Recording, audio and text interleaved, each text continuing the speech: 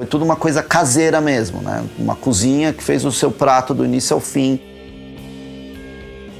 Quando a gente tem algum problema, a gente vai no médico e escuta o que ele tem a dizer. Só que quando a gente escuta o político, as bravatas, as mentiras, ele leva o futuro do país nas costas, né? E a economia talvez seja uma das partes mais importantes de um político, né? É a parte mais importante do país. Então você escuta esses políticos claramente mentindo para a população. Hoje o Brasil toma R$1 trilhão de dívida por ano. Essa conta fica nos mais jovens, essas contas ficam nos nossos filhos, nos nossos netos. Essa coisa me dá muita raiva. Os problemas do Brasil são muito graves. Você vai precisar de um presidente que, eu vou ser cuidadoso com a palavra, você vai entender, que seja meio radical, porque os enfrentamentos são muito duros, são radicais. Você vai ter que mexer muito, mas muito. Eu tô falando mexer demais na despesa. Eu tô falando em mexer em mais de 200 bilhões por ano na parte de despesa. As pessoas acharam que a favela faz parte da paisagem urbana e que a favela faz parte da cultura nossa. O que eu tô falando é, nenhum lugar decente tem favela. Se for pra algum lugar, qualquer lugar decente no mundo, isso seria um motivo de vergonha pra aquele estado, vergonha pra aquele município, e aquilo seria resolvido. O Brasil vai quebrar até 2028 em termos econômicos. A trajetória da dívida pública é de quebra. O que é quebrar? O quebrar é o seguinte, as despesas nossas, elas estão subindo.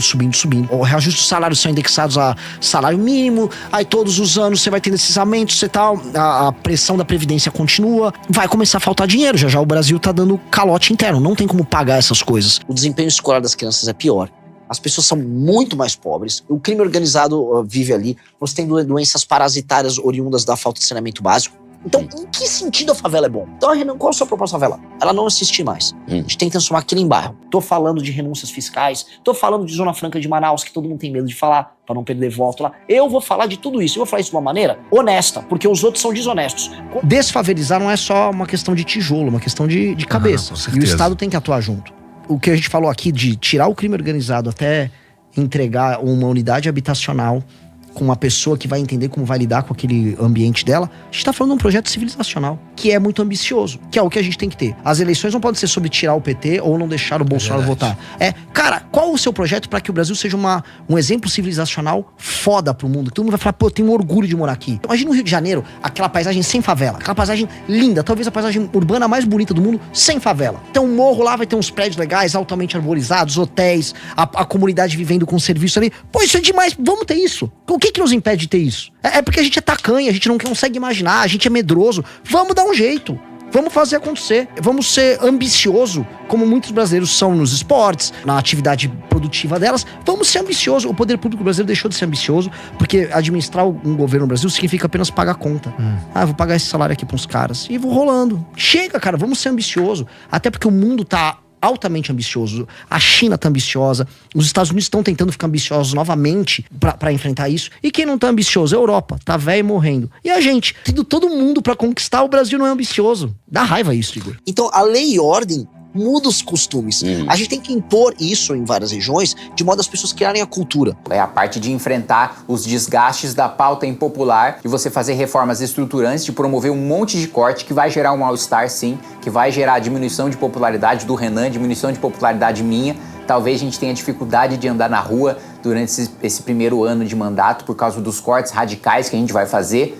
Mas depois do primeiro ano, muito tranquilamente, as pessoas vão ver que a gente fez a coisa certa. Tinha um marco regulatório passando sobre terras raras no Congresso e houve um lobby para diminuir a necessidade de contrapartida em investimento técnico aqui desse lobby, porque o que os caras querem é tirar a terra rara, vender e faturar. É isso. É isso. É isso que eles querem. É isso, eles não ligam na criação de uma cadeia. Por isso que esse tema tem que chegar um presidente da República e falar, acabou, parou, eu vou interditar essa discussão agora. E aí sim, nós temos que ter um marco regulatório e a gente tem que se posicionar geopoliticamente. É sobre relação geopolítica. Os Estados Unidos têm que entender. Meu amigo, você tem que fazer um F-35 com terra rara, com os ímãs e tal, extraídos daqui do Brasil, ok? A extração. O processamento. Vai demorar anos pra ter esse processamento em escala. Não é que é fácil. Os Estados Unidos estão dependendo da gente. Não só eles. O Japão depende muito. Quer outro que depende? Taiwan, pros chips. Índia depende. Mesmo que ela também tenha terras raras, e ela tem tecnologia de processamento, não completa, mas tem. Existe uma cadeia paralela da China para você criar uma indústria deste século que vai, em grande medida, depender do Brasil. Logo, o que nós temos que colocar na mesa é, o papel do Brasil é de protagonista nessa cadeia. Para fazer todos esses investimentos pra gente começar, da mineração ao processamento, eu acho que seria coisa de 10 anos, é isso que a gente conversou com o time. A nossa missão dentro do Ministério, junto com o Renan, é promover, acho que o maior choque econômico da história do país, é ter um novo plano econômico no nosso país, um plano de desenvolvimento de indústria, um plano de desburocratização, um plano de corte de gasto, um plano de investimento em infraestrutura sem precedentes, investimento em defesa sem precedentes, investimento em segurança pública sem precedentes. Quando o Renan começou a desenvolver de forma mais profunda o plano de governo, o Temer ele veio com a ideia de assimilarmos a teoria do direito penal do inimigo, né, que hoje ele fala bastante. Por isso eu vou mandar, sim.